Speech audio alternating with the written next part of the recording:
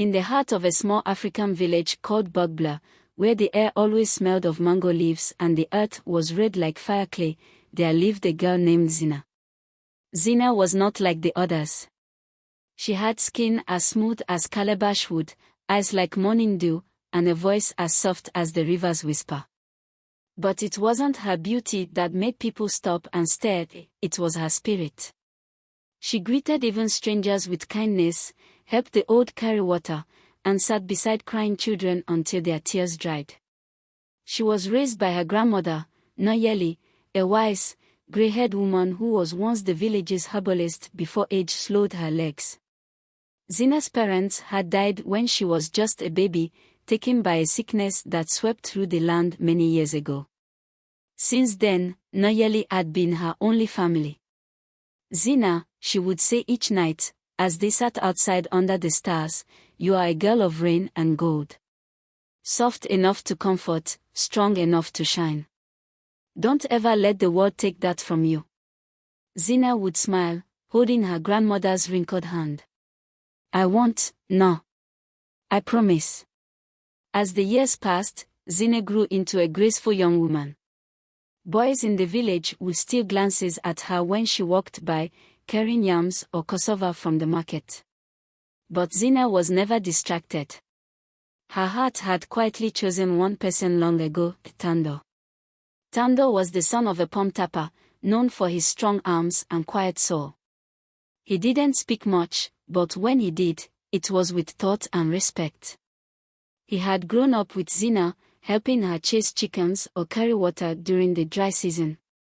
Over time, their friendship blossomed into love, quiet and deep like roots beneath the soil. He would leave her small gifts, mangoes carved with her name, folded leaves with sweet poems. And Zina, though shy, always smiled when she found them. One golden evening, under the old baobab tree by the stream, Tando knelt before Zina with a simple ring made of twisted silver wire and cowrie shells.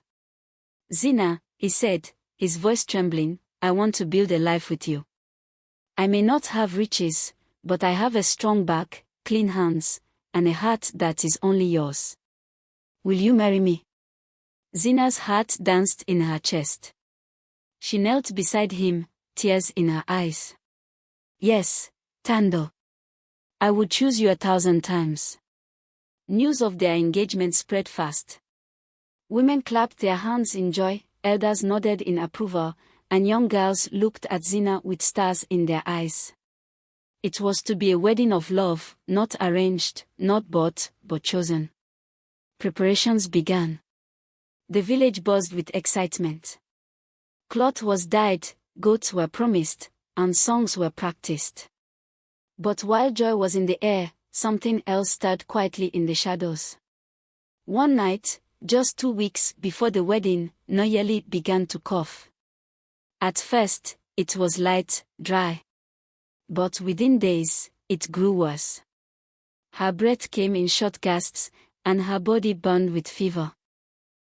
Zina sat by her side day and night, wiping her forehead, whispering stories from when she was a child. No, she whispered, you'll be fine. I'll take you to the healer. But the village healer, old Momo, shook his head slowly after examining her. This is not a simple illness. It is the sickness of the lungs. I have herbs to slow it, but not stop it. Zina felt her world crumble. There must be something else, anything. Momo hesitated, then looked at her with heavy eyes. There is a rare root that grows only beyond the hills of Washiba, where the royal town lies.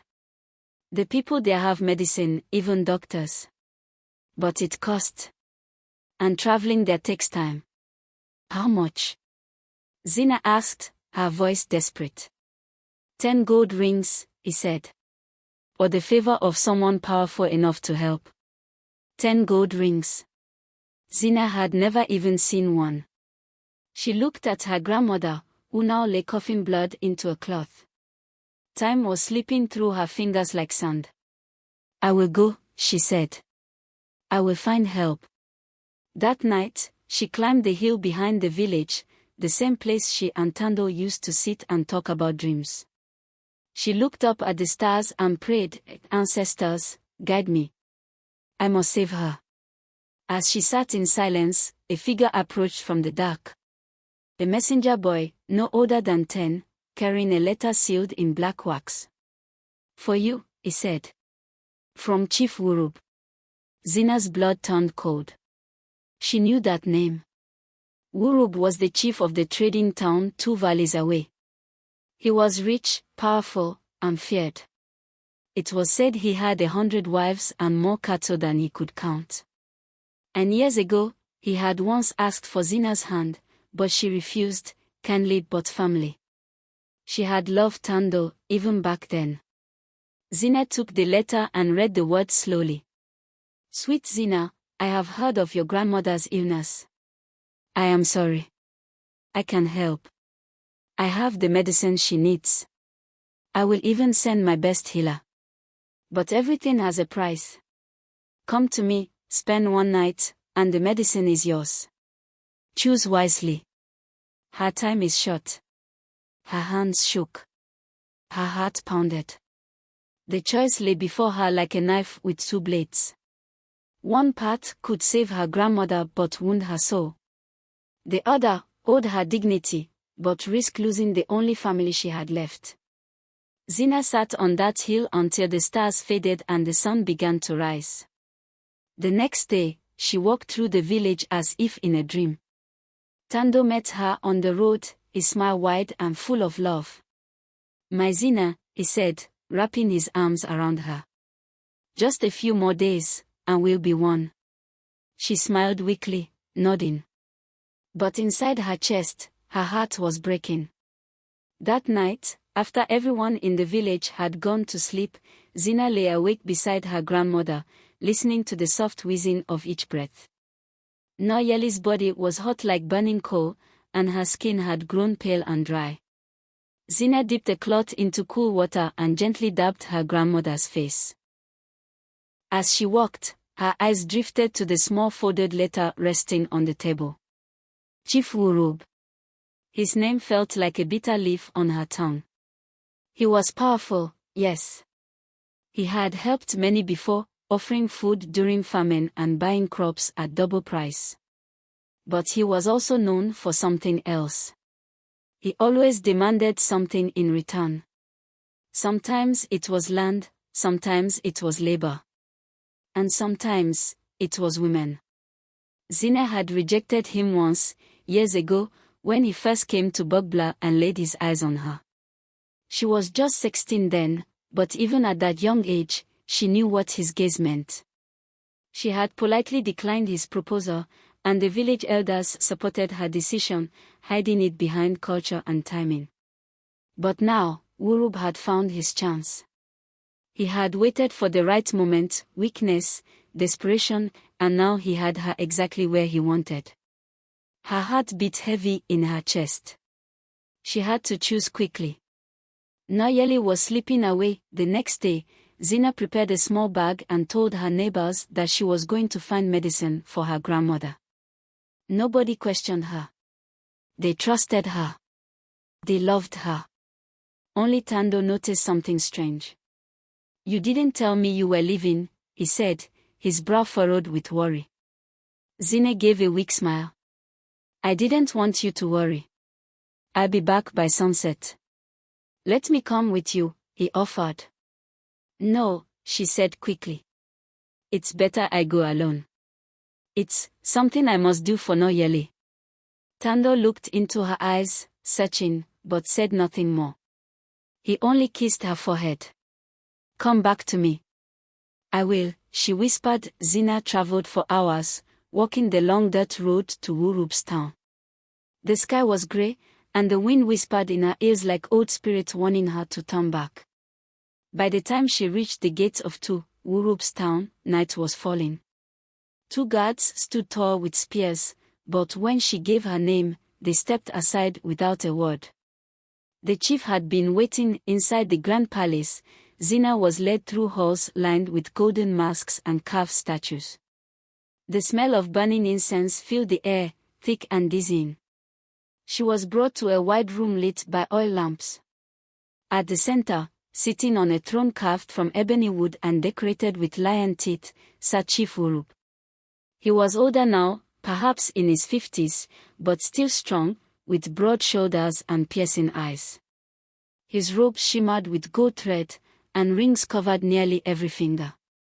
When he saw Zina, he smiled. "Oh, the rainflower returns," he said, standing. "I hoped you would come." Zina stood tall, though her knees trembled. "You said you would help." "I will," Wurup said, walking slowly toward her. "The medicine is ready. My best healer is packing it as we speak." "Then give it to me," she said, her voice steady. He paused, lifting a hand. "Oh, not yet. You know the price." Zina closed her eyes for a moment. "And if I refuse?" He stepped closer, his voice low. "Then your grandmother dies by dawn. The medicine must be taken tonight. You know that." Her hands clenched at her sides. Her heart screamed. But her lips said, "Where?" He smiled like a snake. "This way." That night was the longest of Zina's life. She gave him what he asked for. Not out of love. Not out of desire. But out of duty. And when it was over, she rose from his bed without speaking, collected the small calabash of medicine, and walked out of the palace. She felt numb. Cold. Empty. She did not look back. By the time she reached her village, the roosters were crowing. The first rays of sunlight touched the earth. Her hands trembled as she ran through the gates, heart pounding with hope. She reached her home and burst into the room. "No," she cried. "I have it. I have the medicine." But the room was quiet. Too quiet. Zina dropped the calabash and rushed to the mat. Noyeli lay still. Her chest no longer moved. Her hand was cold in Zina's grasp. "No, no, no," Zina whispered, shaking her. "Wake up, no. I did it. I did it for you." But Noyeli was gone.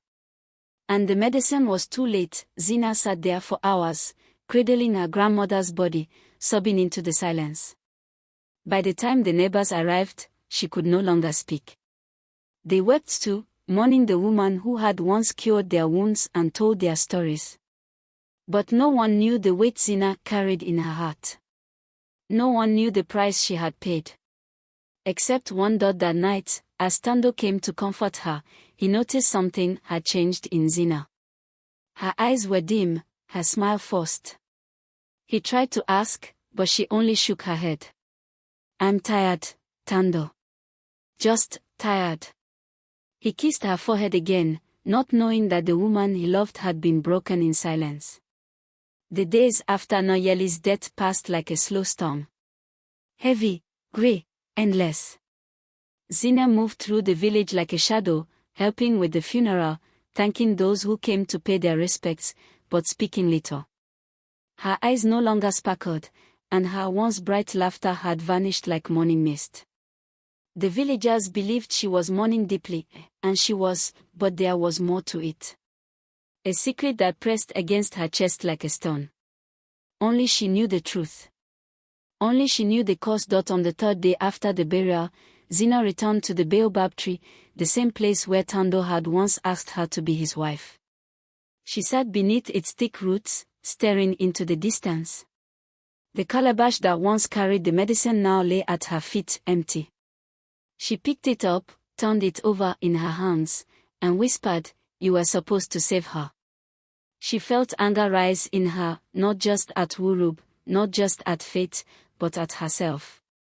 She had done what no one else could. She had made the hardest choice. And yet, it was all for nothing. "Would you do it again?" she whispered to herself. "If you had known." She didn't know the answer. Later that evening, Tando came to visit her again. He found her sitting by the small fire outside her hut, wrapping her grandmother's old shawl. "Zina," he said softly, taking a seat beside her. "You haven't said a word to me in days."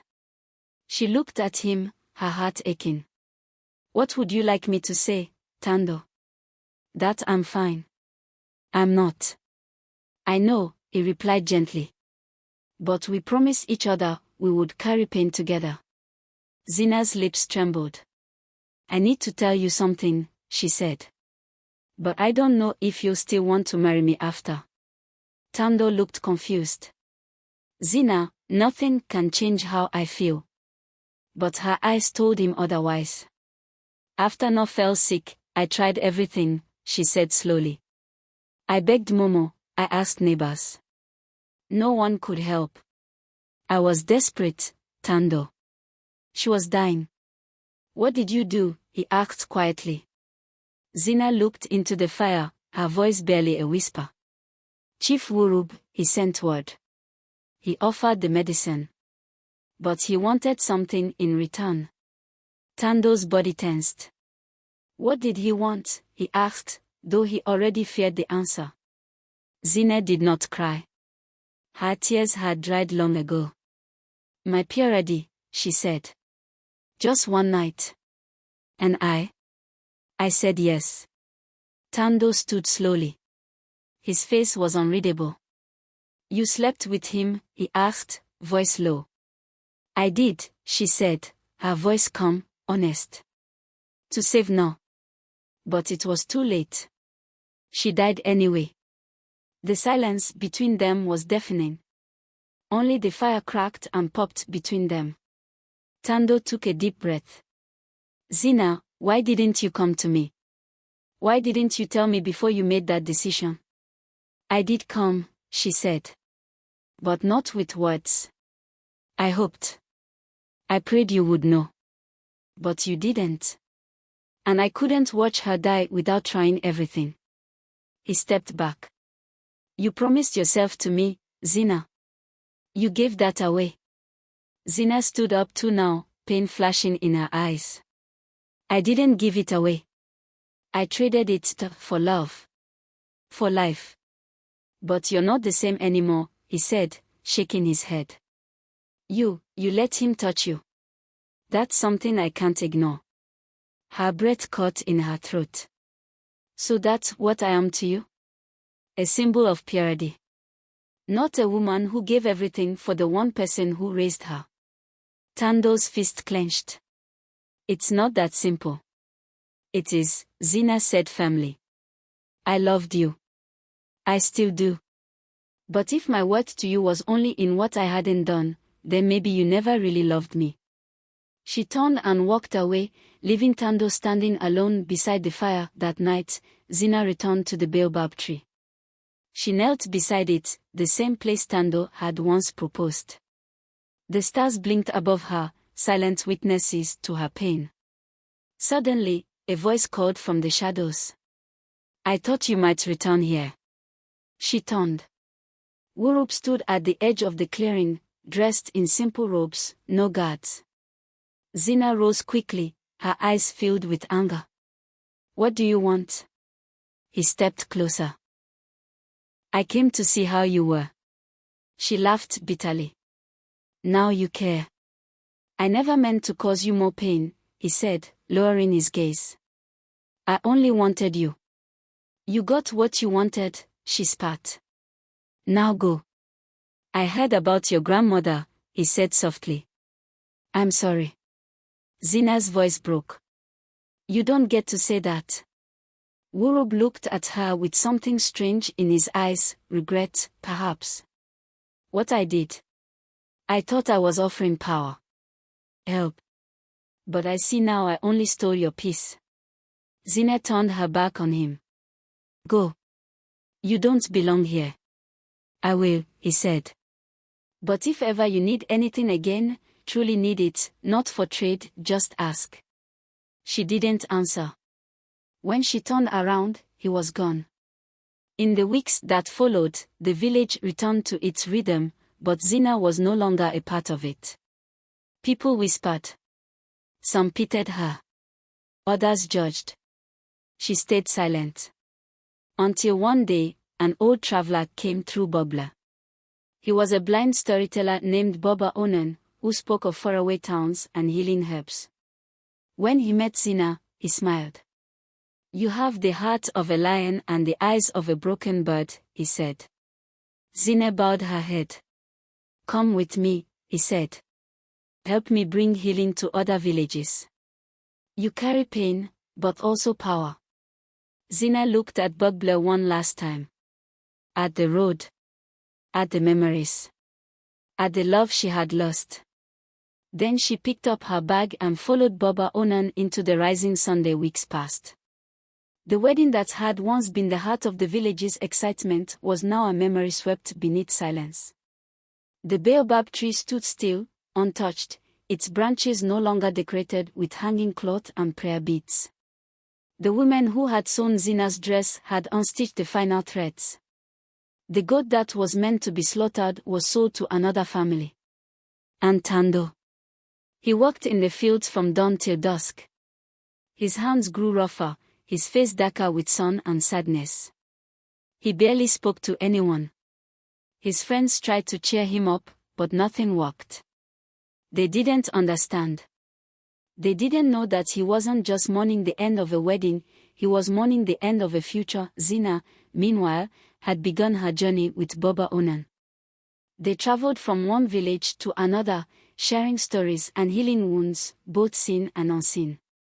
Baba taught her how to mix herbs for fever, how to massage pain from aching bones, and how to speak words that soothed even the most stubborn hearts. "You were born with healing hands," he said once, as she wrapped a child's swollen ankle. "But your gift is more than your touch. It's your heart. Even shattered, it shines." Zina smiled softly, but pain still lived behind her eyes. One evening, after treating a woman in a mountain town called Ahenkwa, Zina wandered off and sat near a riverbank. The moon floated above the water, gentle and full. The breeze carried the scent of wildflowers and wood smoke. She closed her eyes and whispered, "No, I wish you could see me now." And in the silence that followed, she could almost feel her grandmother's hand on her shoulder. "You are becoming everything I prayed for." Back in Bugbler, the elders summoned Tando. "You must move on, son," one of them said. "Zina is not returning. The village must see you strong again." "I don't want another woman," he replied quietly. "I didn't want just a wife. I wanted her." The elders exchanged worried glances. But they did not press further. Tando's heart was not ready. Then, one afternoon, news reached the village. Baba Onan and his young apprentice had healed the chief's son in Zungori, a town 2 days away.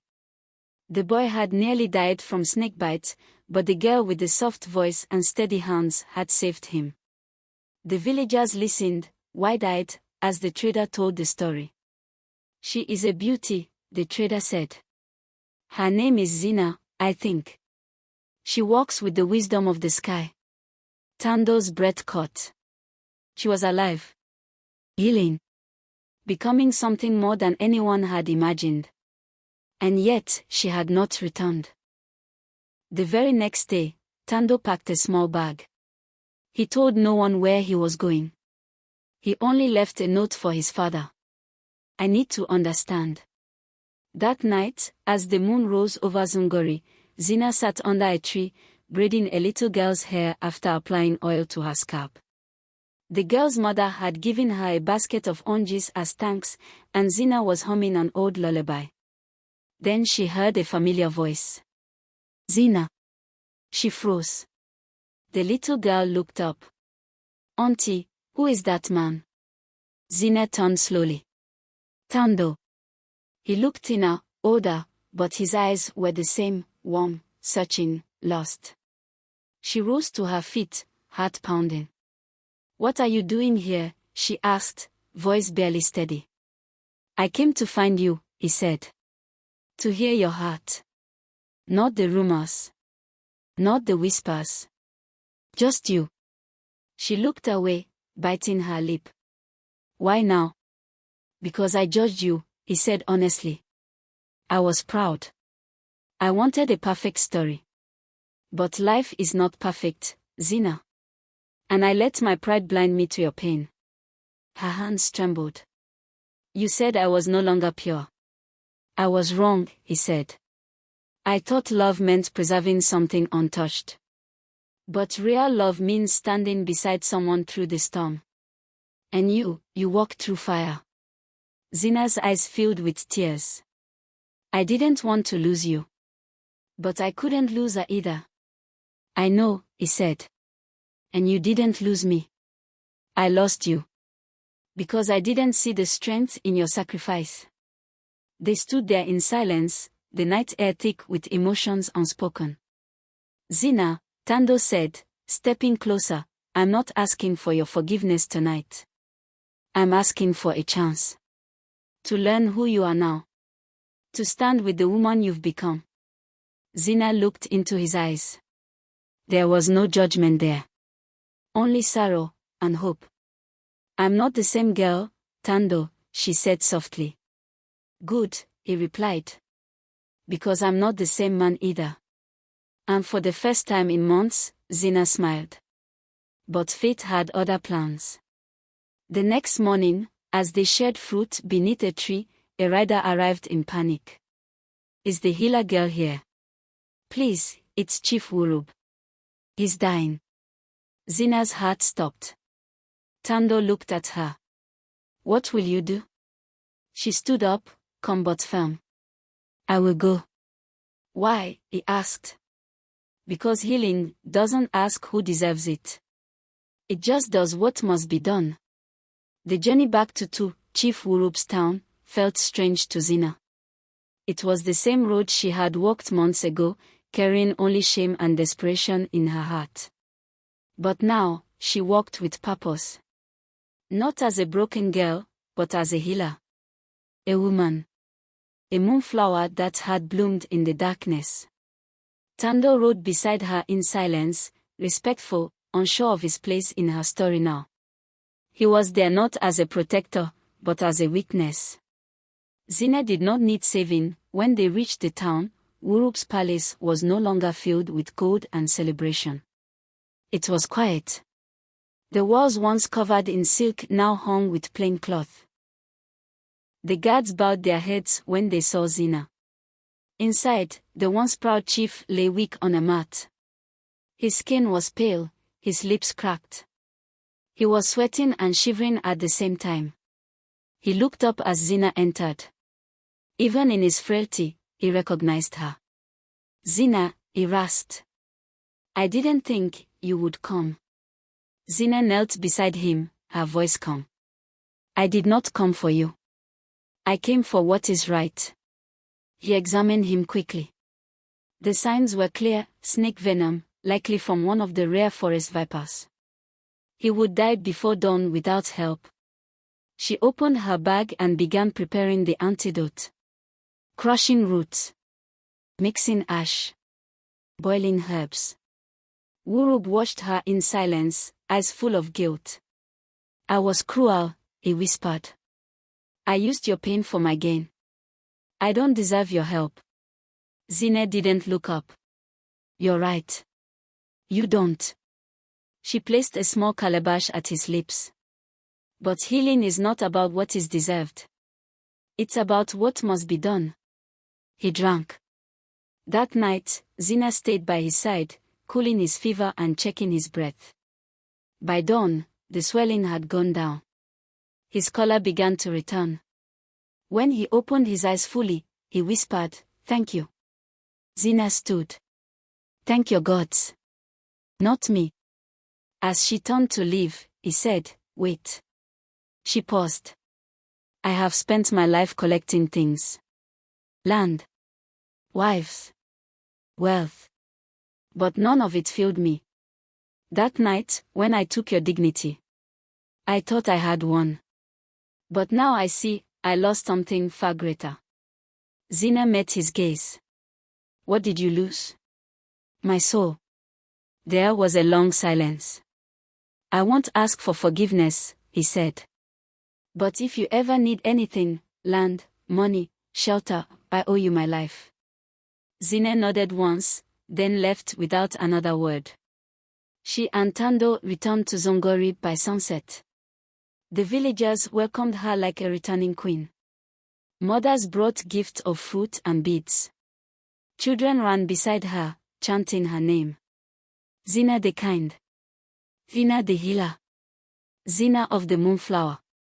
Tando watched it all with quiet pride. Later, beneath the stars, they sat together once more. You could stay here forever, he said. These people love you. Zina looked at the sky. I don't know where I belong, Tando. Not in Bogbla. Not here. I feel like a tree with no soil. You are not a tree, he said. You are a moonflower. You bloom where there is darkness. She smiled. But even moonflowers deserve light. In the following weeks, Zina continued her healing work. Her name traveled far, from river towns to mountain peaks. Chiefs sent messages, asking for her help. Parents named their daughters after her. But no matter how far she went, Bogbla remained in her heart. She often dreamed of the baobab tree. Of Noyeli's gentle hands. Of laughter shared in clay-walled kitchens. And sometimes, she dreamed of home. One day, a group of travelers from Bogbla came through Zongori. Among them was a young girl with a terrible cough. Zina treated her carefully, giving herbs and honey. When the girl recovered, she looked up and said, "You're Zina, right? My mama says you used to live in our village." Zina's heart skipped. Your village? Yes. Bogbla. They talk about you sometimes. Some say you were banished. Others say you left because your heart was too big. Zina laughed softly. What do you think? The girl grinned. I think you're brave. That night, Zina sat with Boba Onan beside the fire. I think. I want to go back, she said. To Bogbla, he asked. Yes. Not to stay. Not yet. But to speak. To show them that I am not what they said I was. Boba nodded slowly. Then go. The moonflowers will follow. When she returned to Bogbla, the village fell silent. Children stared.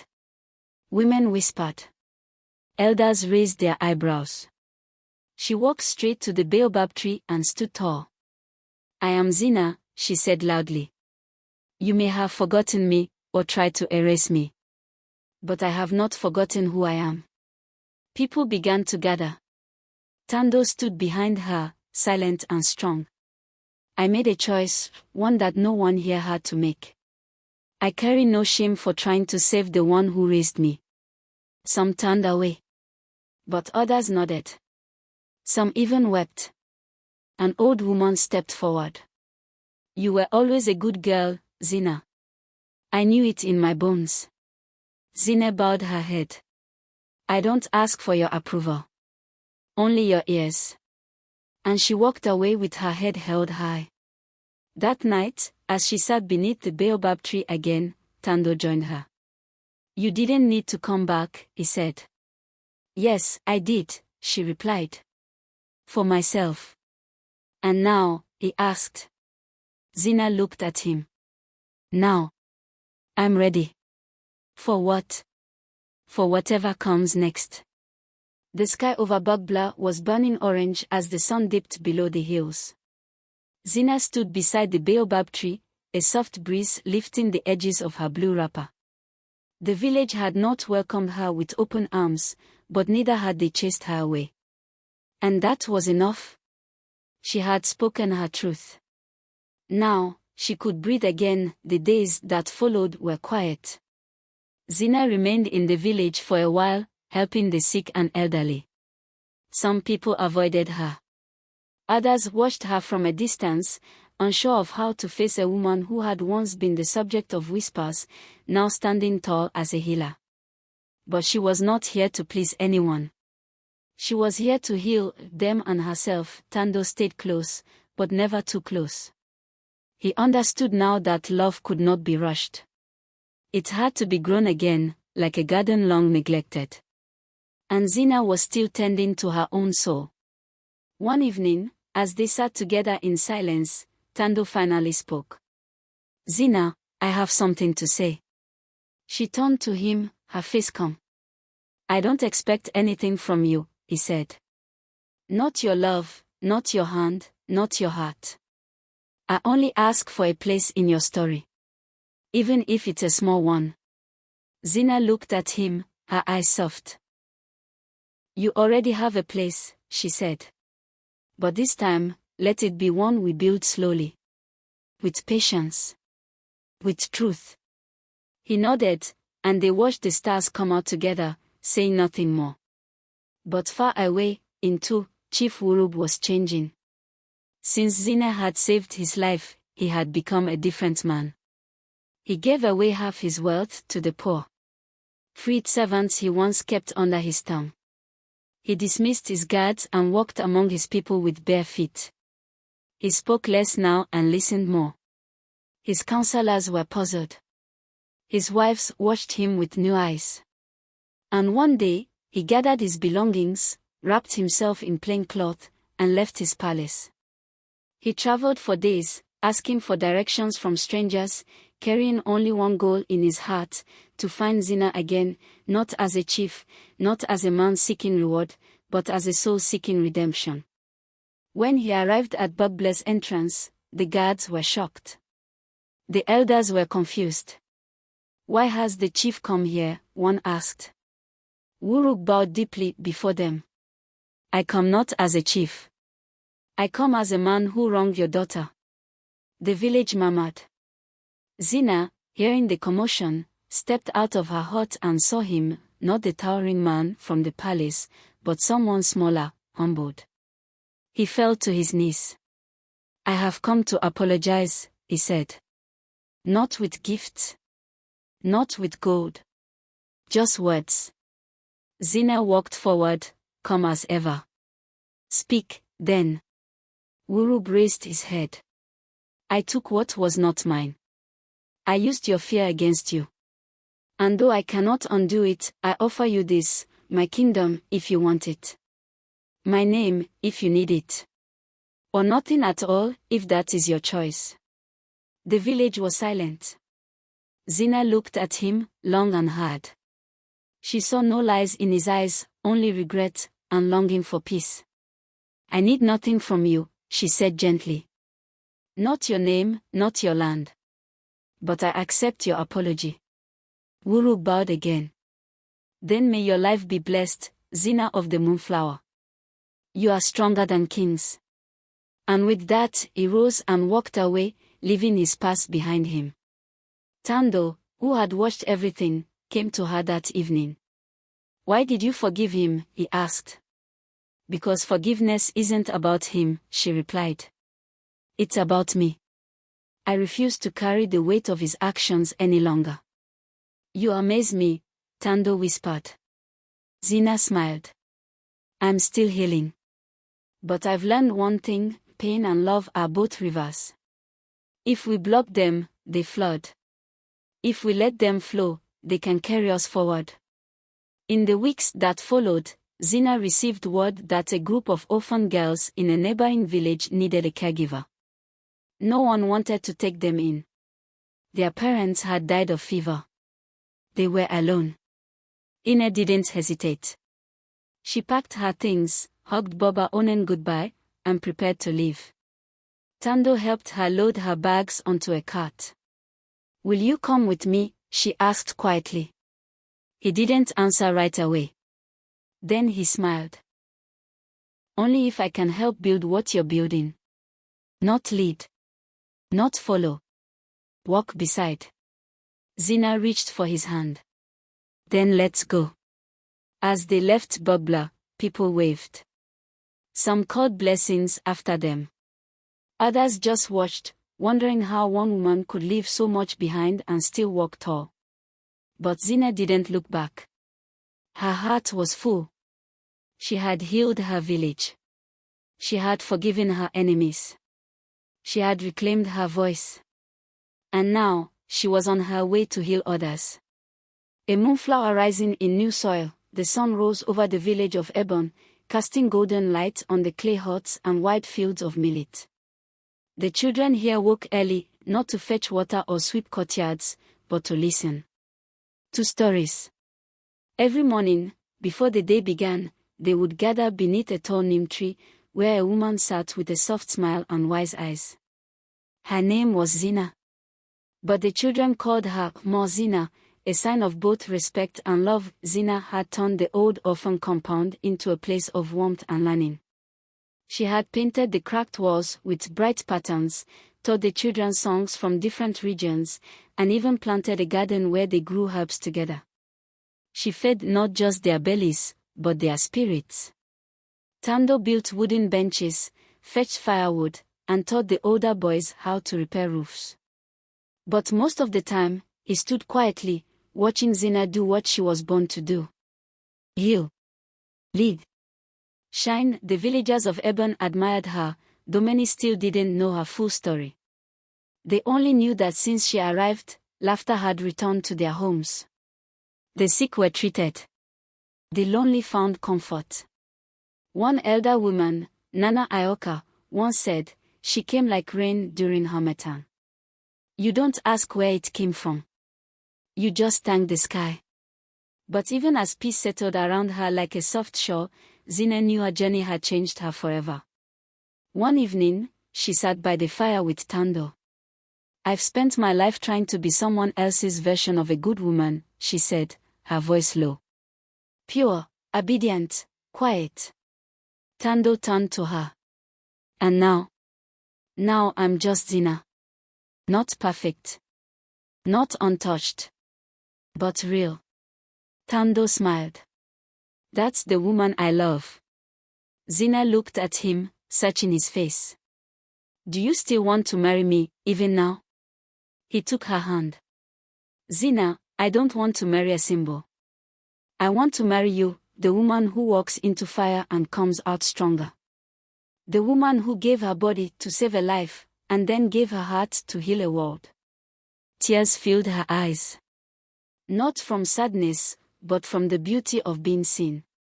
Truly seen, their wedding was not grand. There were no drums, no dancing troops, no chiefs in gold cloth. Instead, it was held beneath the neem tree, surrounded by children who threw flowers in the air and sang in joy. Zina wore a simple white dress, handmade by the older girls. Tando wore his father's old smock, freshly washed and stitched at the shoulder. Baba Onen came all the way from Bugblet to bless them. His voice trembled as he spoke. Today, we witness not the joining of a man and woman, but the joining of two souls that have traveled through fire and flood. May your union be a refuge, not a cage. May your love be a balm, not a burden. When Tando and Zina kissed, the children screamed and clapped with joy. Even the wind seemed to dance that night, as the stars scattered across the sky like tiny drumbeats. Zina sat alone for a moment, staring up at the heavens. She whispered, Nayeli. I hope you see me now. And in that quiet space, she felt it, not a voice, not a breeze, but a deep knowing. Her grandmother was proud. As the days turned to months, Zina and Tando continued to build something bigger than a home. They created a school of healing, for orphans, for widows, for young girls cast aside. They taught herbs, languages, reading, and storytelling. Zina told her story often, not to bring shame, but to show strength. She would say, your worth is not in what others take from you. Your worth is in what you rebuild. People traveled from distant lands to meet her. Some came to learn. Some came to confess. Some came just to sit beneath her neem tree and feel the calm of her presence. And still, the moonflowers bloomed. Beneath huts, in fields, in empty lots. They followed her, always, as if the earth itself remembered her sorrow and chose to grow something beautiful in its place. Zina, the girl once judged and cast aside, had become a bride not just to one man, but to her own destiny.